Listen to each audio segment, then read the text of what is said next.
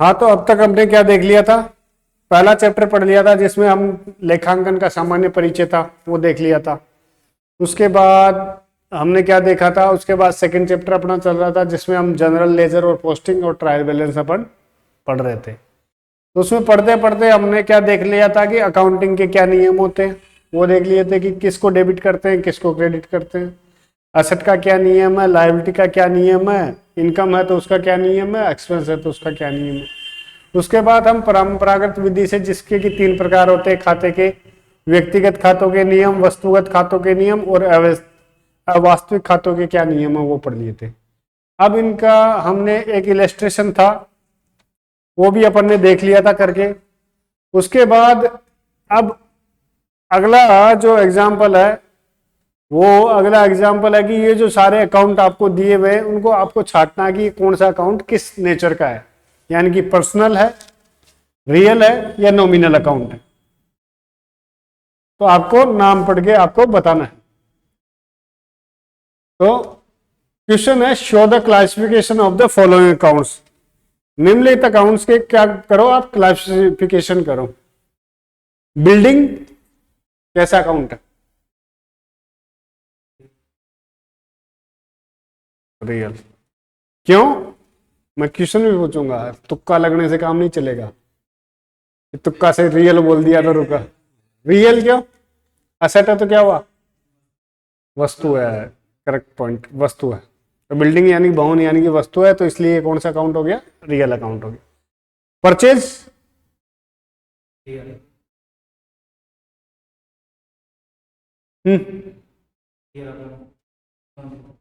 क्यों? अच्छा, right answer, nominal हो गया। Sales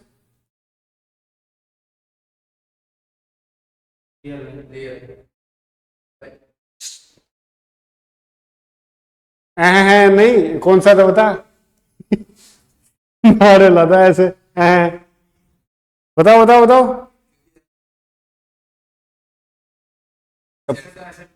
asset? तो ये एसेट है कि इनकम है, क्या है? तो फिर एसेट कैसे बोल रहे हो? और दूसरी बात, इनकम है, खर्चा है तो क्या होता है? नॉमिनल। तो इनकम भी तो नॉमिनल ही हुई। समस्त खर्चे और आय क्या है? Nominal account. Bank deposits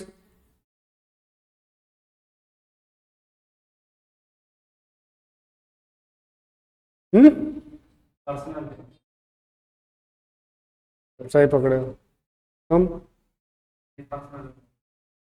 representative personal account. Personal में भी किसका रिप्रेजेंट, किसके कर रहा है? ये बैंक का रिप्रेजेंट कर रहा है। बैंक में अपन ने क्या करा रखी है? डिपॉजिट करा रखी है, जमा करा रखी है, तो वो एक तरीके से उसको रिप्रेजेंट कर रही है कि बैंक से पैसे लेने हैं। तो ये क्या हो गया? पर्सनल अकाउंट हो गया। कौन सा? अब पर्सनल में भी कौन सा? रिप्रेजेंटेटिव। किसको रिप्रेजेंट कर रही है? बैंक को रिप्रेजेंट कर। रेंट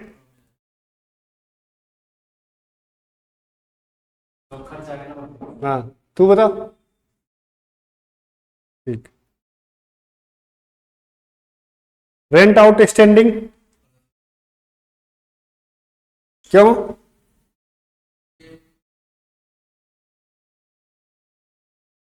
देना है और ये किसी व्यक्ति से संबंधित है कि किसी का किराया अपना बकाया है। तो ये कौन सा हो गया? पर्सनल। केस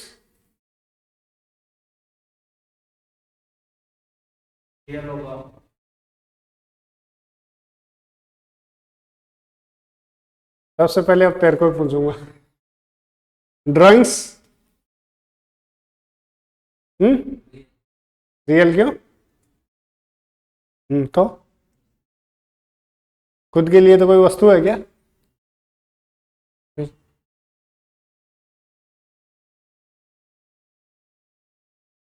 शायद नहीं, पर्सनल ही है, क्योंकि ड्राइंग्स कौन करता है? एक व्यक्ति ही करता है।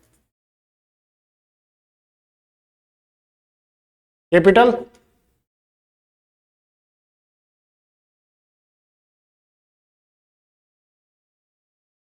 जल्दी बता। नहीं, पहले उससे शुरू करने दो। रियल? क्यों? कैपिटल से? हाँ तो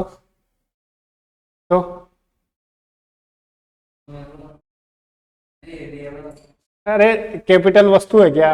अगर कोई वस्तु की कोई चीज है तो वो क्या कहलाती है? रियल कहलाती है। कैपिटल कोई वस्तु है या किसी व्यक्ति से संबंधित है? तो पैसे कौन लगाता है? आदमी लगाता है ना। तो आदमी को रिप्रेजेंट कर रही है ना। तो पर्सनल हो गया ना भाई। और तुम क्या बता रहे थे? तुम कौन सा अकाउंट बता रहे थे? क्यों रियल? क्यों? बस थोड़ा सा दिमाग लगाओ कि उसका बैकग्राउंड क्या है। कैपिटल है, कैपिटल कौन लगाएगा? किसी बंदा ही लगाएगा। उस बंदे को रिप्रेजेंट करेगा कैपिटल। ड्राइंग्स कौन है? जो बंदा पैसा लगा रहा है वो वापस लगा निकाल रहा है, तो उसी को रिप्रेजेंट कर रहा है, इसलिए पर्सनल है। सैलरी क्या है?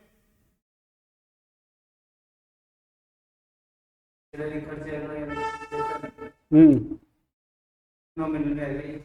हाँ बोलो। ठीक। कमीशन रिसीव्ड किया आपने? तो रुक जा भाई, तो कॉमर्स का है, मेरे को पता है। नॉमिनल क्यों?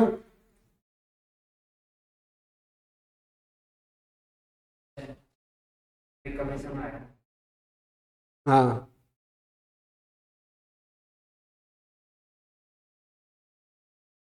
आया है तो क्या है? इनकम है ना। खर्चे आय है। आय है तो क्या है? सारे आय और खर्चे के खाते कौन से होते हैं? नॉमिनली होते हैं। वाह।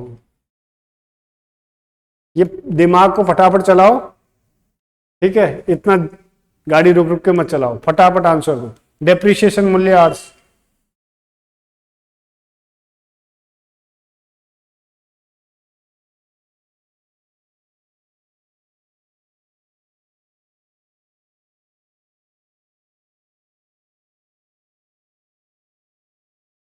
बताओ बताओ बताओ बताओ।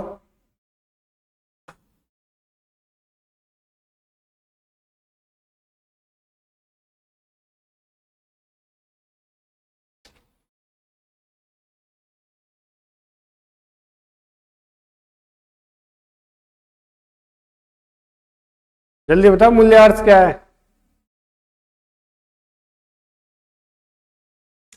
मूल्य आर्स का मतलब होता है कि खर्चा, एक तरीके से आपने असट काम में ले रहे हो, असट आपकी घस रही है, घिस रही है। नॉमिनल हो गया।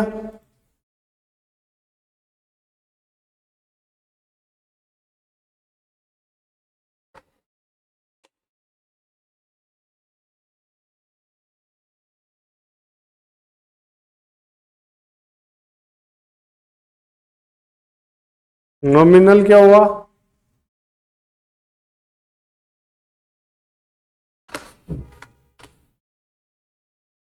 क्योंकि क्या है? खर्चा है।